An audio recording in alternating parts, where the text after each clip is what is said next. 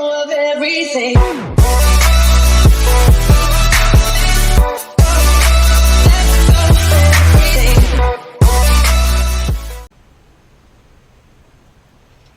Hello everybody and welcome back to another video. In today's video, as you can tell by the title, this is multiple tips on how to get better at Call of Duty. And well, at least the newer ones. The older ones this year really won't affect.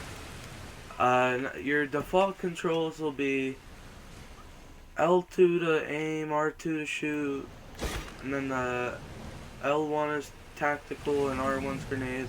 And then jump is X, knife is pressing in R3, and you can't really do much. You can like dash with L3 if you have that unlocked. Yeah, there we go. And I'm gonna start off by, my bad about that, I had to move my mic closer. But I'm gonna start off by going over the button layout. So the default controls, yeah, they're okay if you can master them, but that can take a very long time.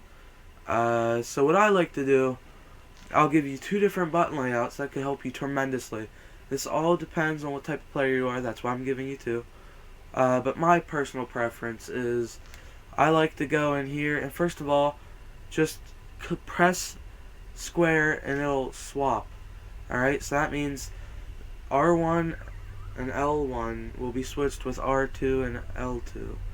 It's to where you're aiming your fire and lethals and all is backwards. So that's what I do first. I keep that on every little button layout I have. Then I like to go down to where it's jump with pressing in R3, because there is no panic melee anymore. Because melee attacks are two shots or two hits to kill someone. So by the time you hit them for the second time, they'll have you dead. So what I like to do is I like to do this here, to where now when I go out, it allows me, and I like this here because it allows you to jump and aim a lot easier. Like, you should notice that right away. Because see, look how smooth that is. And then if I want to throw my grenade, say, and I'm in the air, oh, wrong button.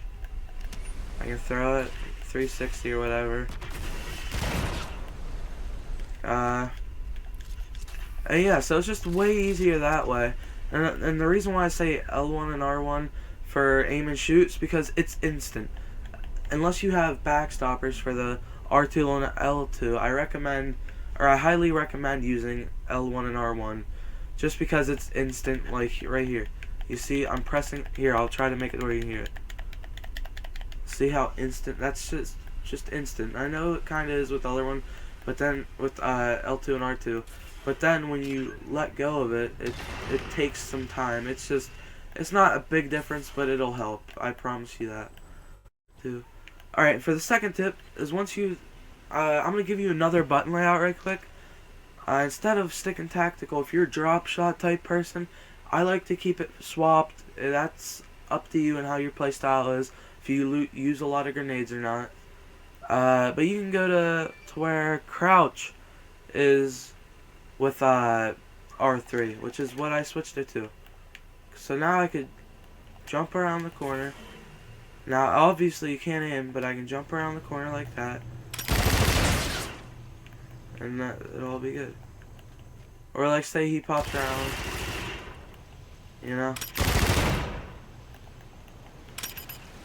Except I picked the wrong one to where the tactical's a little switch, but you got the idea. Alright, and now for the another tip. I don't know how many tips I'm at, but this helps a little bit. I don't notice much change because I'm on a smaller TV, but it just feels a lot better when I do this.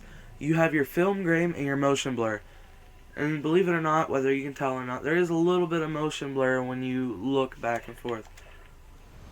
And that there, if you're trying to get better aim, then that there you need that extra clear. You need it extra clear to where it's not blurry at all, to where you don't mistake it for, like, say, this thing right here or whatnot, you know? So what I like to do is go into your options, go the whole way down to film grain, turn that the whole way off. I don't really know what film grain is. Well, it says right there, reduce strength of noise versus TV sharpness settings. I just like that down because I feel like it helps a little bit.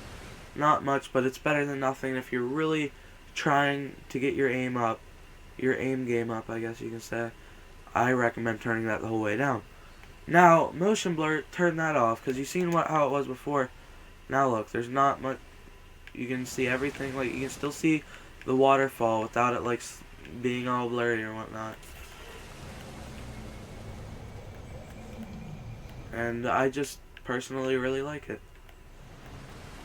Now another thing is, you can just practice. I recommend this map because it's really easy to do. And the last tip, if you guys want to click off after this, I'm going to go in and show you what it is really. But I like to go into a custom match, add in some regular bots where they're just idiots running around, and practice your aim. I'll probably make another class and do all that. I'll cut that out, don't worry.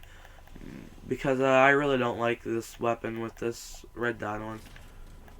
But yeah, you just... Well, I'll explain more what's on there. And I will see you there.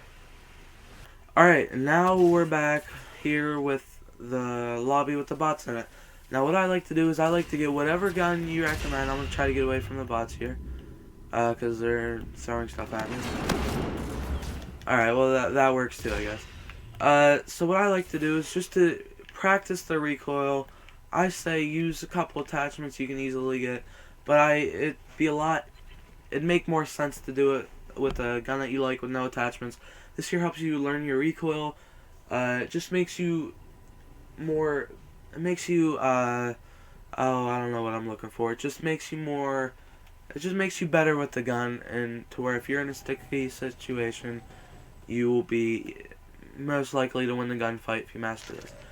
But anyway, I like to go to target assist and disable that, to where it's all your aim. And yeah, you might be thinking I'm just really bad, and I am, I 100% agree, but it's just pretty difficult. And anyway, just do this for a little bit, practice, you know. Oh boy, okay. And yeah, that's really it. That's all you have to do. That's all you have to do. I almost forgot one more thing. The sensitivity. Keep your sensitivity. Now I'm telling you, this will help you majorly. Don't be putting your sensitivity on 14, because what happens if there's an easy shot and you flick your joystick over just a little too much?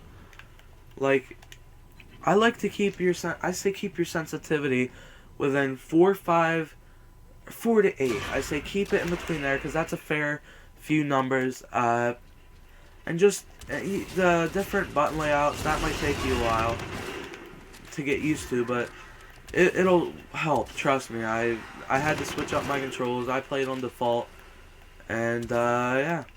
But now I'm going to get into more about my channel. You guys can click off. This is the whole video. I made a new intro and outro, so I hope you guys like that, for whoever actually cares. And I'm going to do some more videos here tonight. I plan on doing some playing like free-for-all and whatnot, so you guys get to criticize how bad I am. And I'll probably be yelling at the TV a lot, so don't worry about that. But yeah, I hope you guys really enjoy my content, if I could speak. My bad. And trust me, I'll have way more tips coming out. I'll give you guys tips for in certain maps. Just let me know what you want to see. Tips for certain maps. I'll look stuff up. I'll give it to you guys. But anyway, yeah, I hope like the video, subscribe. If you subscribe to my channel, leave a comment saying that you subscribe. I will try my best to subscribe back, help you out, you help me out a little bit, that type of thing. But yeah, and I hope to see you guys in the next video. Bye.